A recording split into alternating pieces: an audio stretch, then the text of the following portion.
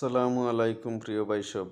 আমরা এখন একটি চাষের একটি হ্যান্ড পাওয়ার টিলার সেটিং করতে আসি।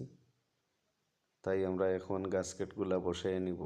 গাস্কেট বসানোর পর উপরের কাভারটা লাগিয়ে নিব, চেইনগুলা সেটিং করিয়ে আসি।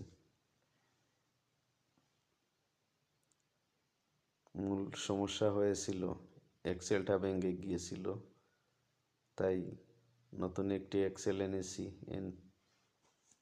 এনে এক্সেলটা লাগাইতে আসি। এখন আমরা গাস্কেটগুলা সেটিং করতে আসি। নতুন সবগুলা বিয়ারিং দিয়ে দিছি। চেইনগুলাও নতুন, খুব ভালো চেইন। ফুলটন চেইন অনেক ভালো, অনেক দিন লাস্টিং করে চেইনগুলো। তাই সবাই আমাদের সাথে থাকবেন।